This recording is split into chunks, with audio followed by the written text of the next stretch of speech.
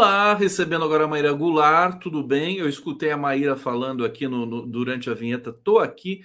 Maíra, hoje você não está na universidade, Eu tudo me vi bem? na tela, mas eu. Você está me ouvindo? Tá me ouvindo. Tô te ouvindo, tô te ouvindo. Te ouvindo e te vendo. Eu me Por vi quê? na tela e a gente estava em silêncio. Eu apareci na tela antes de você me chamar. É?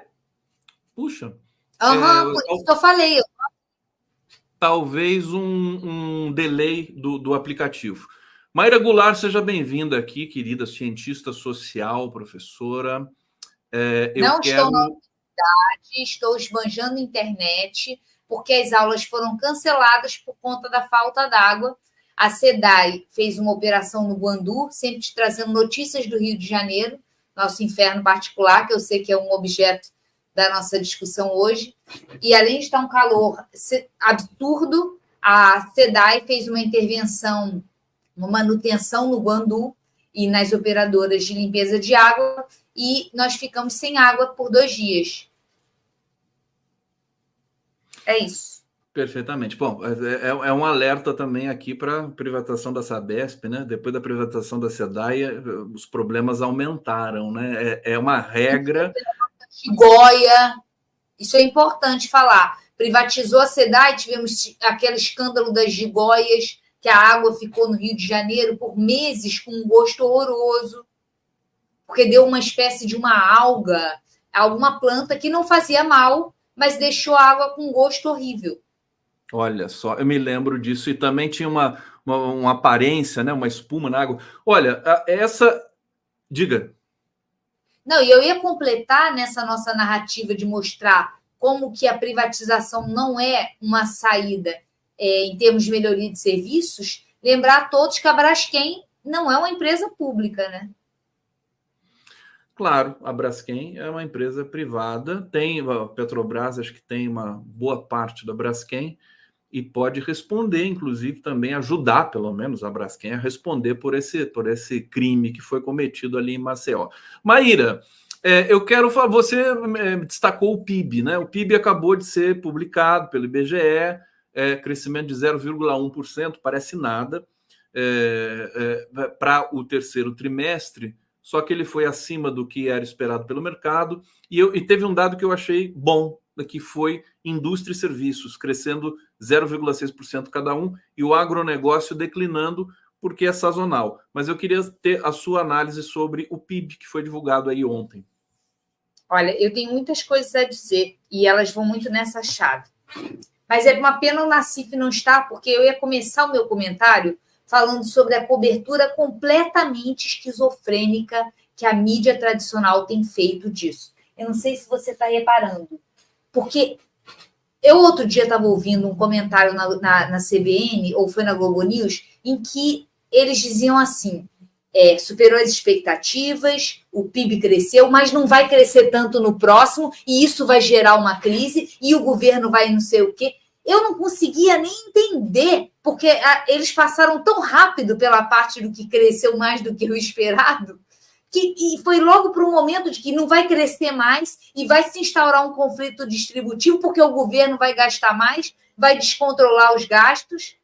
E eu acho que a forma, muita atenção à forma como a mídia está cobrindo as pautas positivas do governo, né? Porque é uma cobertura velada, é uma cobertura esquizofrênica, com Que torce dificuldade contra, né?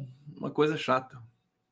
que Né? torce contra e com dificuldade de cumprir seu papel informativo, de dizer assim, não, o PIB cresceu. E aí fazer esse detalhamento interessante, que eu acho que é importante, né? Porque a gente fica vendo propaganda de que o agro é vida, que o agro é pop, que o agro é tudo, mas o agro normalmente corresponde a uma parcela muito pequena do PIB. Normalmente, mesmo quando tem safra recorde, não chega a 20%, geralmente é Mas 15%. desculpa te interromper, ao longo dos últimos 10 anos ou 20 anos, ele foi crescendo, né? O percentual do agro no PIB brasileiro. Crescendo, é considerável, mas é muito, muito, muito menor do que o consumo das famílias, que é a principal montante, a principal rubrica do PIB. Então, o que faz o PIB crescer é são os repasses feitos à sociedade, para que ela possa consumir, para que ela possa fazer a sua função de gerar e consumir riquezas, né? Então, isso eu acho muito interessante salientar. Foi relevante o aumento na indústria e nos serviços, que é a reboque, né, que é resultado dessa ativação do consumo. Uma inflação baixa e o investimento do governo, seja no reajuste do salário mínimo, seja no reajuste do Bolsa Família, gera, e também a própria estabilidade que a saída de um governo instável emocionalmente, politicamente, gera uma situação de estabilidade política e também econômica, um aumento da previsibilidade, tudo isso tende a incentivar o aumento do consumo, que é o grande motor da nossa economia. O motor da nossa economia é o consumo das famílias. Isso eu acho muito interessante colocar, porque o agro, mesmo ele tendo uma parcela considerável do PIB, ele tem muito poucas funções distributivas, né? Porque ele emprega muito pouca gente. Então, esse dinheiro, ele não entra de fato, não lubrifica de fato os motores econômicos. E fica, então, né? Eu, inclusive, tenho pautado muito essa questão importante. Eu fui alertado por esse pesquisador, que é o Luiz Marx, né? Dizendo que o agro é o grande emissor no Brasil de gases do efeito estufa, porque o Brasil tem energia limpa também. Agora, a Tereza Campelo pode explicar isso com muito mais clareza. E também não emprega, e também você tem um índice importante de trabalho escravo, de IDH baixo nas cidades que estão ali nessas monoculturas gigantescas de soja e tudo mais. Então, nós precisamos pensar permanentemente a questão do agronegócio no Brasil. O Lula vai ter que encarar essa dificuldade. Deixa eu trazer aqui comentários. Diga, querida, você quer falar?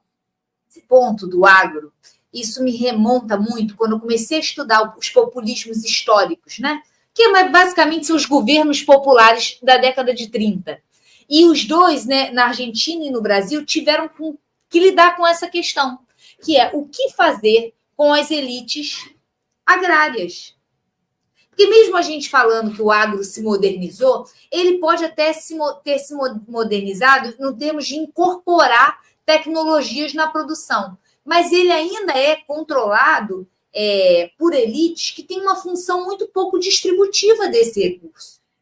Sim. Então, em algum momento, vai ter que ser feita alguma opção ou algum tipo de entendimento sobre qual é o papel do Estado, se é continuar dando prioridade a esse tipo de atividade econômica que concentra recursos, ou se é priorizar dinâmicas econômicas que tenham um potencial distributivo maior.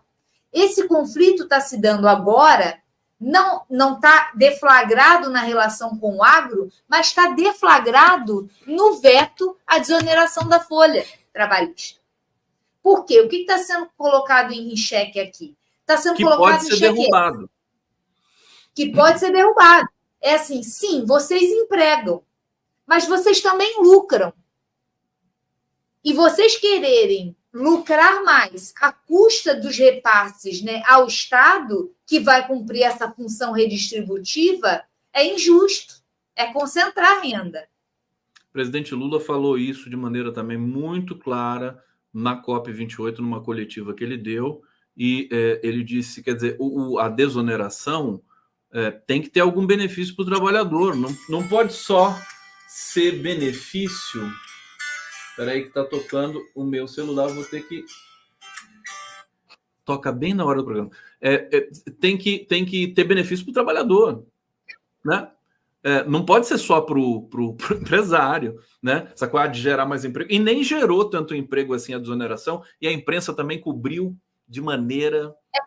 Ela é um dos principais setores beneficiados, né? E que está muito ativa no lobby em Brasília para fazer cair o veto.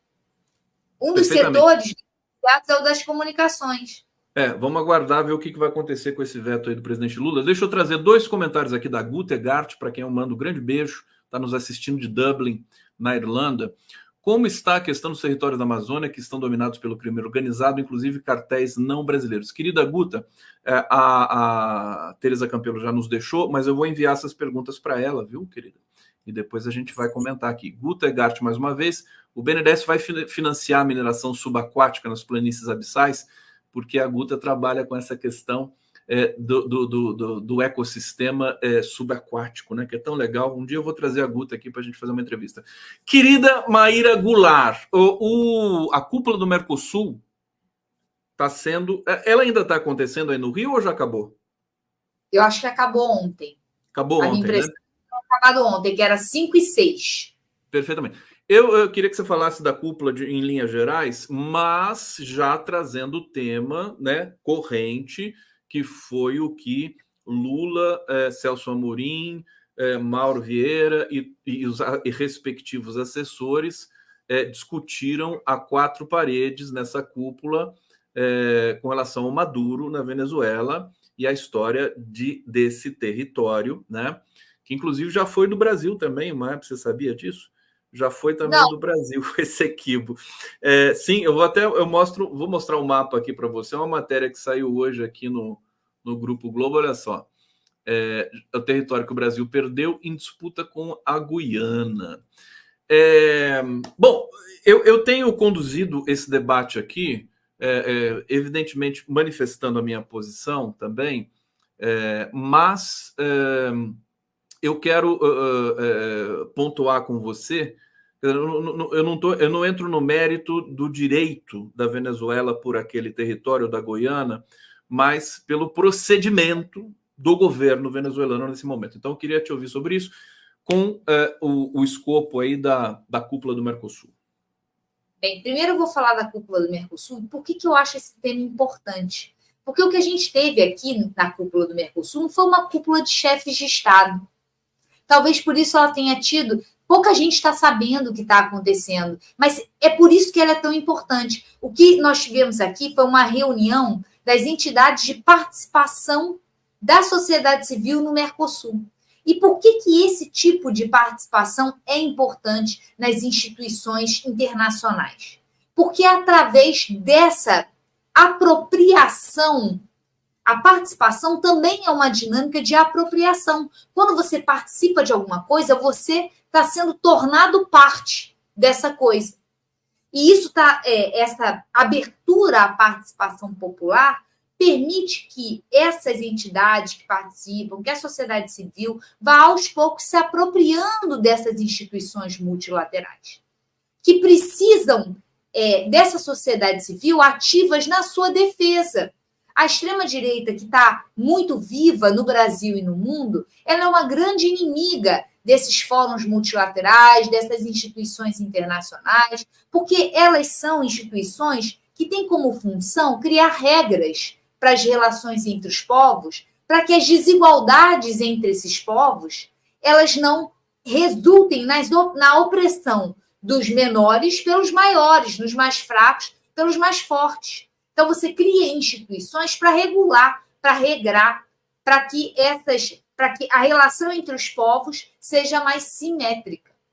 Por isso que a extrema-direita global, que faz uma apologia do mais forte, que acredita numa ideia de mérito, que respalda as desigualdades, ela é muito crítica a esses povos.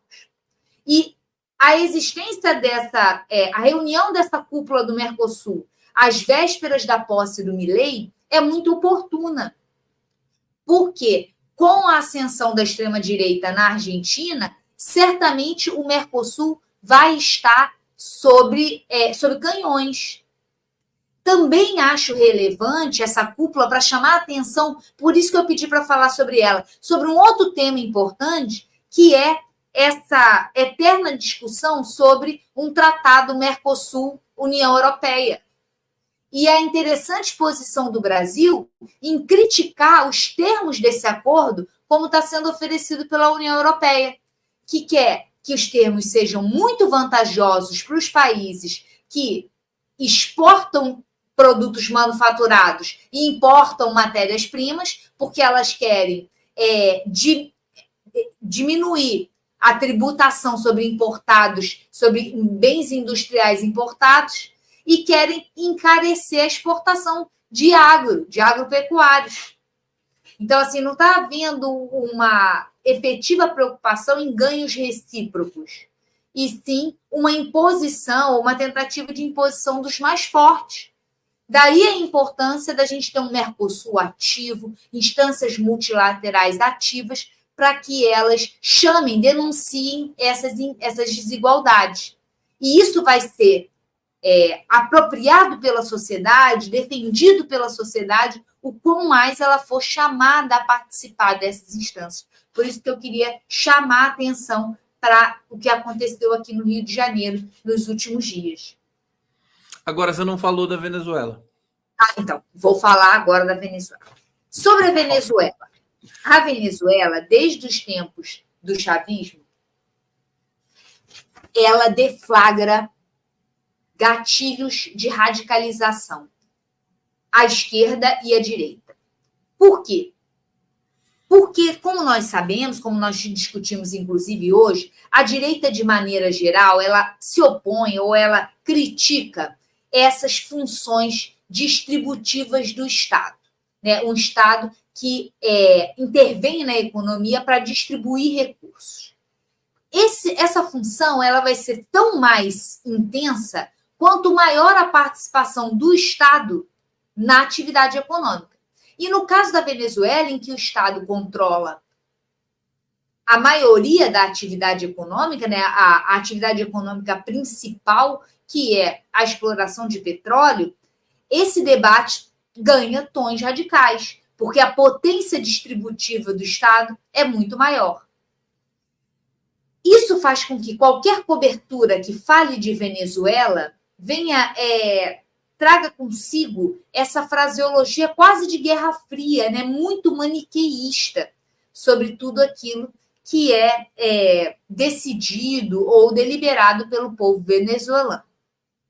Sobre a questão de Esequibo em particular, uma leitura muito realista do que está acontecendo é uma oportunidade de construir um inimigo comum, né? No caso da Venezuela, de unir o país, que está muito desunido pela própria degradação do regime chavista, pelo comportamento golpista e arrivista da oposição venezuelana, pelas sucessivas intervenções dos Estados Unidos em favor da oposição venezuelana. Então, o país, o regime passa por uma degradação, por uma perda de popularidade, e a luta pela incorporação de Esequibo pode ser um elemento de união, como está sendo, né? A própria oposição se colocou favorável a essa apropriação, pelo menos tinha se colocado. Desculpa, só fazer um comentário, porque essa suposta união do povo venezuelano,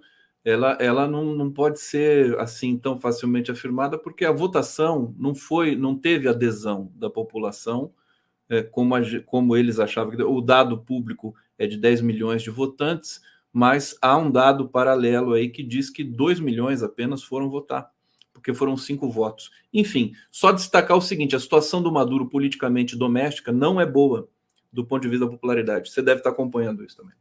A situação dele não é boa do ponto de vista da popularidade, mas eu já te contei, né? Eu parei de estudar a Venezuela porque os dados que chegam sobre a Venezuela, seus processos no Brasil e no mundo, são muito enviesados. Por isso, eu acho muito problemático a gente fazer comentários, quer desvalorizando o processo eleitoral, quer valorizando, porque a gente tem muita dificuldade. O regime passa um valor. Eu não sei se eu já contei, que eu já estive na Venezuela numa época de protestos, em que o governo disse que tinha 1 milhão na rua e a oposição disse que não tinha nem 100. Se você não estivesse lá, você não tinha como saber nem a ordem de grandeza, porque os dados são muito retorcidos. A minha preocupação sobre essa questão de Esequibo é uma possível intervenção dos Estados Unidos nessa discussão, né? Supostamente em favor do povo da Guiana, mas, na verdade, em favor dos investimentos norte-americanos que estão sendo feitos na exploração de petróleo lá na região. Então, eu acho que essa é uma daquelas discussões em que ninguém tem nada a ganhar. Ninguém tem nada a ganhar. E a gente percebe que o governo brasileiro vai ter dificuldades de encaixar algum tipo de ação nisso, né, diplomática, porque você tem aí a indocilidade de um dos atores, que é o Maduro, e a situação dramática para o próprio Brasil dessa vez, está nas barbas do Brasil um possível conflito. Deixa eu trazer aqui a Grácia Siqueira Leiva, querida, obrigado por estar aqui. Conde, parabéns por estar focando nas questões socioambientais, convidados excelentes, gratidão imensa, abraço de graças. De Monteiro Lobato, querida, muito obrigado, recebido o teu abraço aqui. E Guta Egart, mais uma vez aqui, devolvendo o beijo para mim. Que coisa mais fofa, olha só, agora eu ganhei o dia, minha querida Maíra Goulart. Maíra Goulart, deixa eu ver, vamos falar do Dino, né, para fechar. Vamos Dino falar. Se preparando para a sabatina, enfim, disse que ele se diz, né, que ele tem já os votos garantidos. O que você poderia dizer para a gente agora? 2 minutinhos, porque a gente está no finalzinho.